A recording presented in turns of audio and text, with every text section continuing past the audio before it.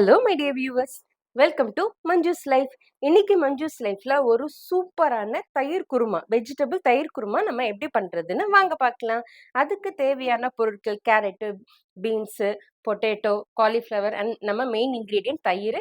அப்புறம் மீத தேவையான மசாலா பொருட்கள் எல்லாமே நான் எடுத்து வச்சிருக்கேன். இப்போ வாங்க நம்ம எப்படி பண்றதுன்ற ப்ராசஸ்க்கு போயிடலாம். இப்போ ஃபர்ஸ்ட் இந்த மாதிரி ஒரு குக்கர் எடுத்துக்கோங்க. நான் ஆன் பண்ணிக்கிறேன். இப்போ குக்கரு நல்லா ஹீட் ஆன அப்புறம் நான் இதில் ஒரு 2 டீஸ்பூன் ஆயில் ஆட் பண்ணிக்கிறேன். ஃபர்ஸ்ட் நம்ம வெஜிடபிள்ஸ் வந்து வேக வச்சிட போகிறோம். ஸோ அதுக்காக ஹீட் ஆகிற சமயத்தில் ஒரு cup carrot, beans, flower, vegetables உங்கள் சாய்ஸுங்க, நீங்கள் எது வேணால் எடுத்துக்கலாம். ஒரு கப் பொட்டேட்டோ எல்லாம் சேர்ந்து நான் ஜஸ்ட்டு மிக்ஸ் பண்ணி விடுறேன். இந்த வெஜிடபிள் வேகிறதுக்காக ஒரு 1 டீஸ்பூன் சால்ட் ஆட் பண்ணிக்கிறேன்.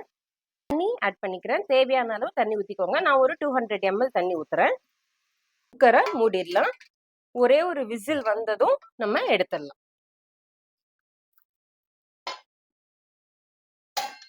இப்போ இந்த காய்கறி வேகிறதுக்குள்ள நம்ம அதுக்கு தேவையான மசாலா ரெடி பண்ணிடலாம் வாங்க.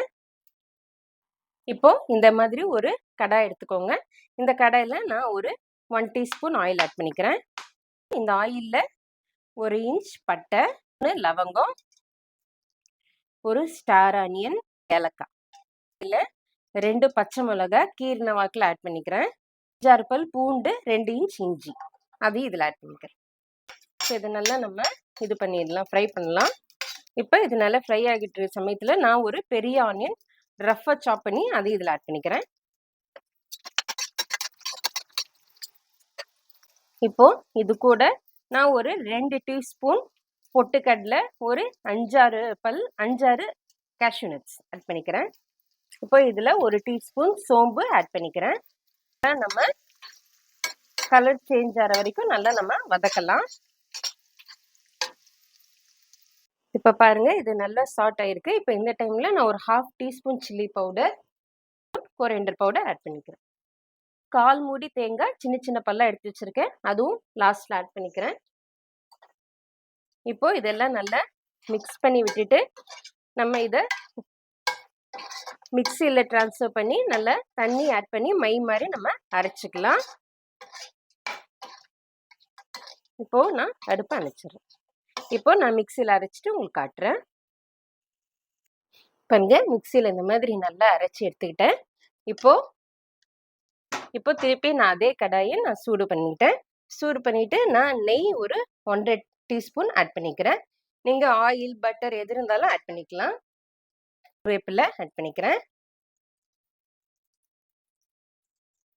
இப்போ நான் ஒரு மீடியம் சைஸ்ல இருக்கிற பெரிய வெங்காயத்தை நல்லா பொடியா சாப் பண்ணி வச்சிருக்கேன், அதையும் இதில் ஆட் பண்ணிக்கிறேன்.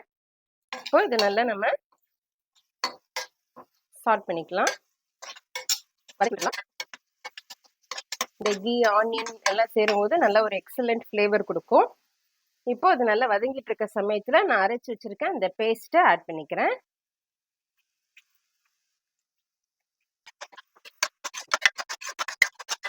இப்போ இது ஆயில்ல நல்லா இந்த நம்ம போட்ட நெய்ல நல்லா வதங்கிட்டு இருக்கட்டும்.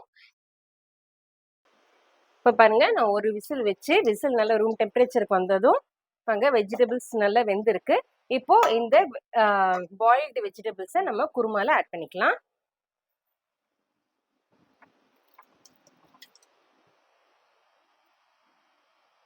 இப்போ நல்லா நம்ம மிக்ஸ் பண்ணி விட்டுடலாம். ரொம்ப திக்கா இருக்குன்னா அது கன்சிஸ்டன்சி செக் பண்ணி அதுக்கு தகுந்த மாதிரி வாட்டர் ஆட் பண்ணிக்கோங்க. அதனால லைட்டாக வாட்டர், நான் அந்த கன்சிஸ்டன்சிக்காக அந்த மிக்ஸியை அலசி அந்த தண்ணி கொஞ்சம் ஆட் பண்ணிக்கிறேன். இப்போ ஆல்ரெடி நம்ம குக்கரில் வெந்தனால ரொம்ப நேரம் நம்ம வைக்கணும்னு கிடையாது. அவ்வளோதான், நம்ம மசாலா ரொம்ப சூப்பராக ரெடி ஆயிடுச்சு. நம்ம எடுத்து வச்சுருக்கேன், நான் ஒரு 2 டேபிள் ஸ்பூன் கர்ட் எடுத்து வச்சுருக்கேன், திக்காக இருக்குது. அதை நல்லா நம்ம இந்த மாதிரி நல்லா சாட் பண்ணிவிட்டு நான் இதில் ஆட் பண்ணிக்கிறேன். இப்போ இதையும் நல்லா இந்த கர்டோட நல்லா மிக்ஸ் பண்ணிடலாம்.